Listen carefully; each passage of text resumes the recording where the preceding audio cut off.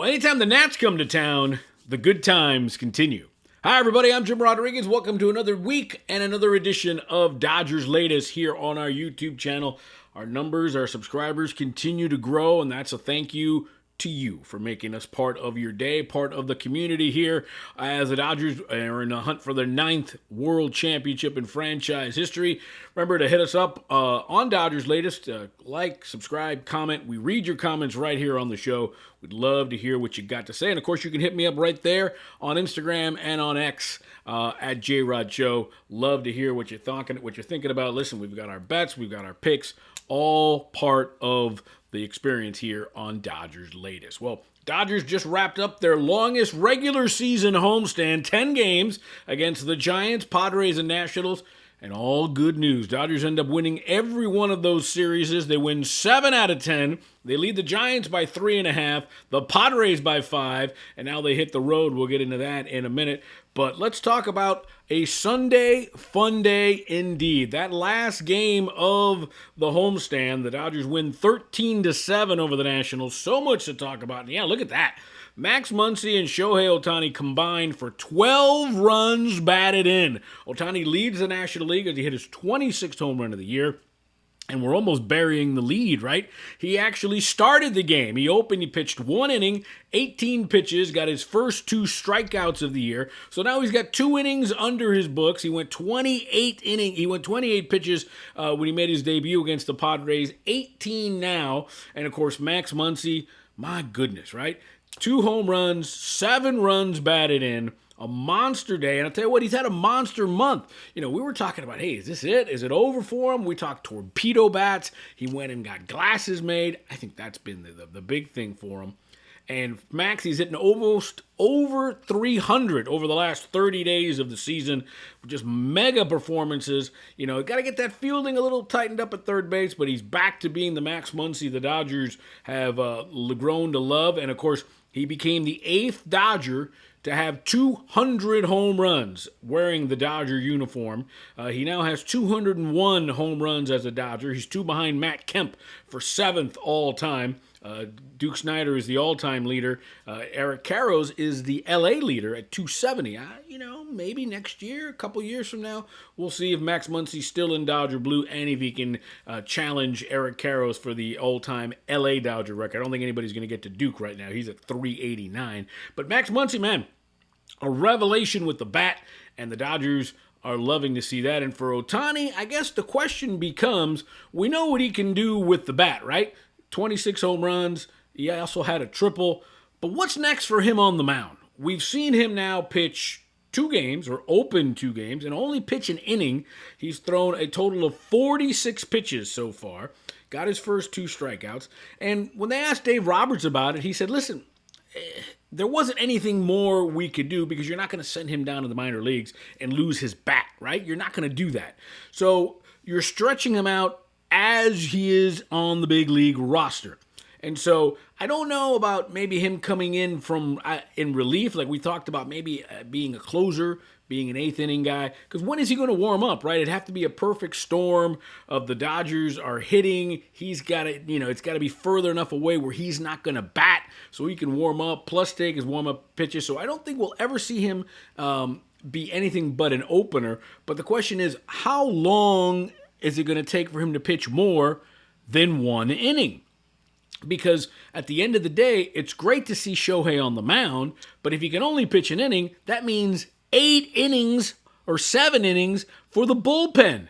And that is a tremendous strain. And that's what's got me worried about this Shohei experiment. I've gone on record here that I don't think Shohei should be pitching. That's a preference that he wants. And, of course, the Dodgers aren't going to say no to their superstar who just put up an MVP season who wants to pitch. But, again, if you're only able to pitch an inning, maybe 2, and you're taxing the bullpen, what really are you helping the team out in terms of as a pitcher? That's just where I'm coming from. I love to see it. It's a great show. It creates a buzz nationally. It creates a buzz in the stadium. His next start will probably be this weekend in Kansas City. So you get maybe a downtrodden franchise that's going to get a huge crowd to see him pitch an inning. again, I think I need to see more. I know we're just at the beginning of this, and they're stretching him out.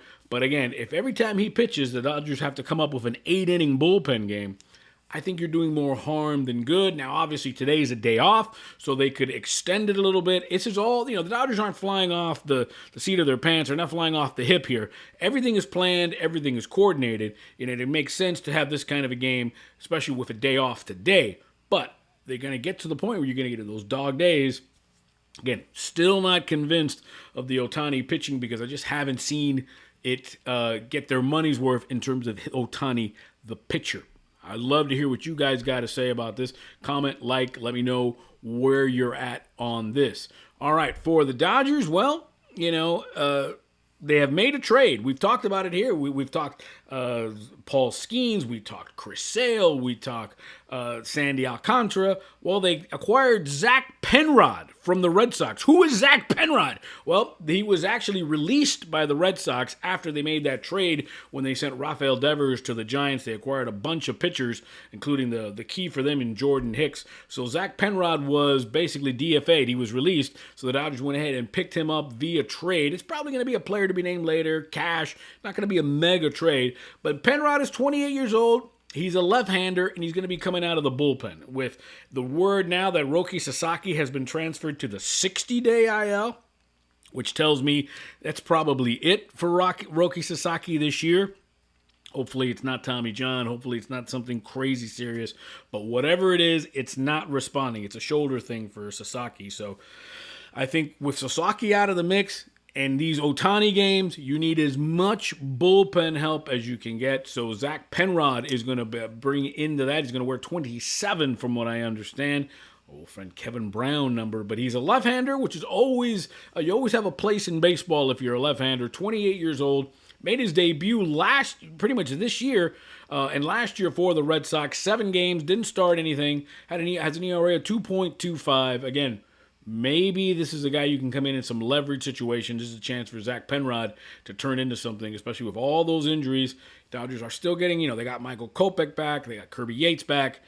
Now a hard-throwing lefty like Penrod could turn into something good for the Dodgers. Okay, we talked about the road trip, the most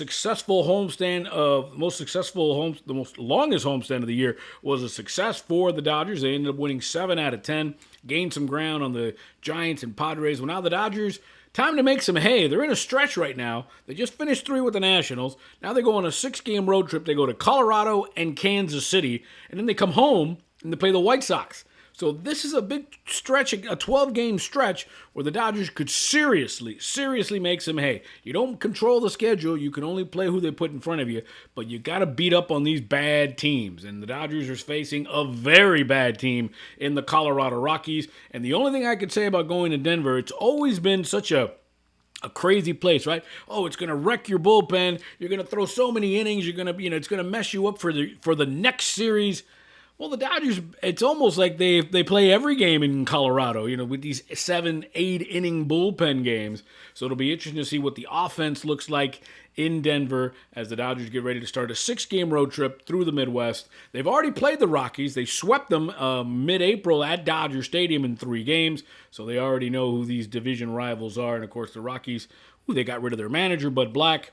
Been a tough sledding in the Rockies for them. Hey, we're here every day for you, Monday through Friday here on Dodgers Latest. Like, subscribe, comment. We'd love to hear from you. And, of course, you can always hit me up on Instagram and on X at JRodShow. I'm Jim Rodriguez. Hit us up, and always remember, it's always time for Dodger baseball.